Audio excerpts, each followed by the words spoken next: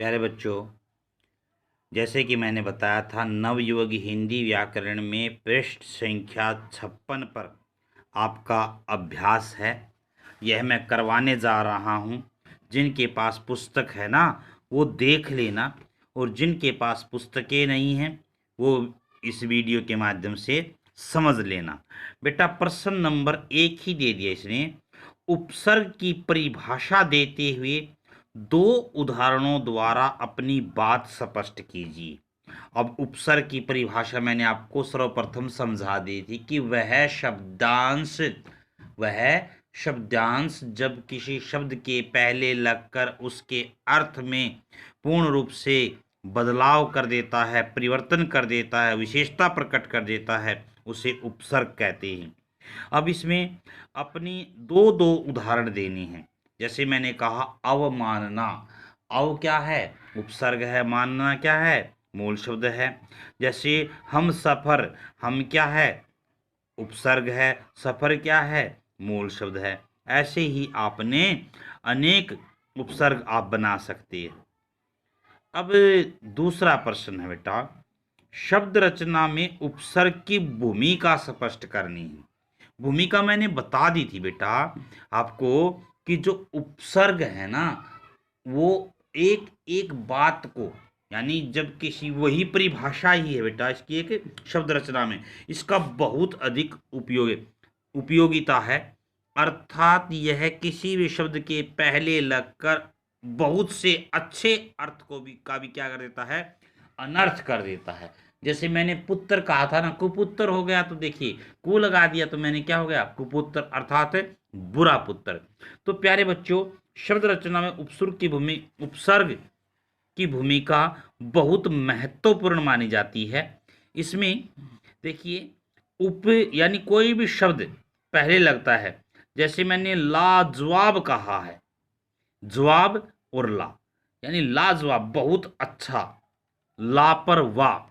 इस प्रकार ला इलाज, बिला वजह, बिला जमा वजह, इस प्रकार बिना वजह भी बोल सकते हो आप। तो प्यारे बच्चों, उपसर्ग में जो शब्द रचना में है, उपसर्ग की महत्वपूर्ण भूमिका है। अब तीसरा प्रश्न है, ऐसे 4 शब्द लिखिए जिनमें 2 उपसर्गों का एक साथ प्रयोग हो।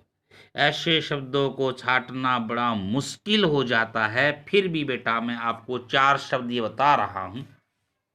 अब देखिए, सबसे पहला एक शब्द बोल रहा हूं मैं, प्रागैतिहासिक।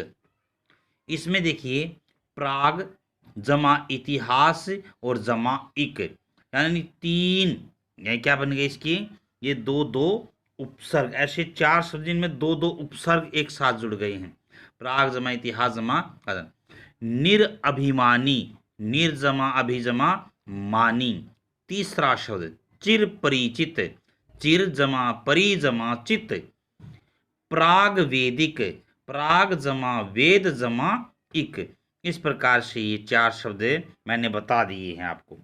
प्रश्न नंबर 4 है बेटा आपका, इसमें नीचे दिए गए शब्दों में उपसर्ग व मूल शब्द छाटिए।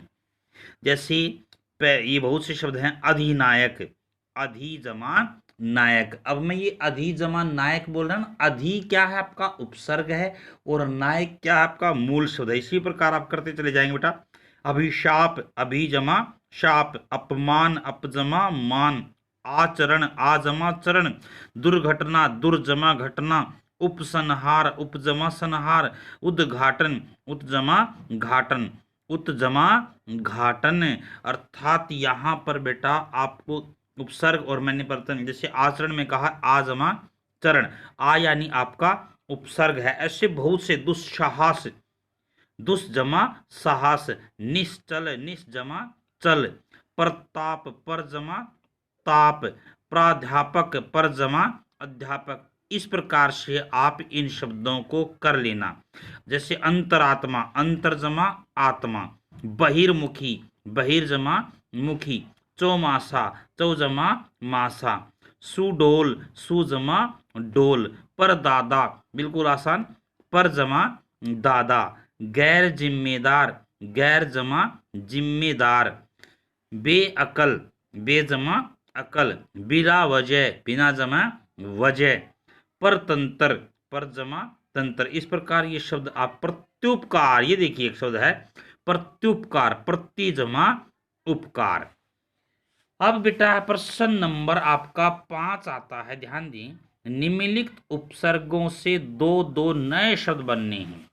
जैसे अति दे दिया है इसने, अत्यधिक, अति, अति में देखिए बेटा इसने कहा है अत्यधिक, अति प्राचीन, अति प्राचीन। अधि दे दिया अधिनायक, अधिकरण, अधिशुल्क। परिकल्पना, परि के देखिए परिकल्पना, परित्यक्त। इसी प्रकार सुडोल, सुशील। आ दिया है आचरण, आमरण। फिर दे दिया है परित्यक्त, परिकल्पना। नीडर, निशल्क, निशंक। बेवजह, बेवकूफ बोलते हैं। उपजमाकार, उपकार। उपकार का मैंने देखिए बेटे एक शब्द बोला है उपजमाकार, उपकार। और उपयुक्त, पराकाष्ठा, परित्यक्त, उच्चवा श्वास, पुनर्कथन, अनुरक्त। इस प्रकार आपसे करते चले जाना। प्रश्न नंबर 6, निम्नलिखित शब्दों से उपसर्गों को अलग करके खाली स्थान में लिखिए। उपसर्गों को अलग करना। व्यायाम, वै जमा आयाम। चौकन्ना, चौजमा कन्या। अनेक, अजमा नेक। अत्यल्प, अति जमा अल्प। सहकारी, सहजमा कारी। अवनति, अवजमा नति। इस प्रकार से प्रश्न नंबर 7, निम्नलिखित उपसर्गों से दो दो शब्द बनाने हैं बेटा। अवमानना, जैसे अव से बने हैं अवमानना, अवनति। आविर्भाव, आविर्मुखी। अब ये ऐसे है अत्यंत, अकंठ। ऐसे बहुत से शब्द आ जाते हैं। प्रतिकार, प्रत्युपकार। निम्नलिखित शब्दों के सामने दिए गए मूल शब्दों से जुड़े उपसर्ग के विकल्पों में सही विकल्प चुनना है। अब जैसे बेगुना, बेजमा गुनहा। आकंठ, आजमा कंठ। संरक्षण, यहां पर शम जमा रक्षण, यानी आपका ख भाग आ जाएगा।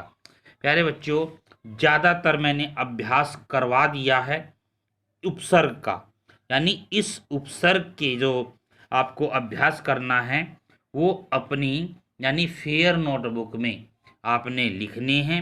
किसी भी प्रकार की कोई शंका है तो वो मुझसे पूछ लेना बेटा, लेकिन लिखाई मोती से पिरो देना, सुंदर लेख लिखना बेटा। ओके।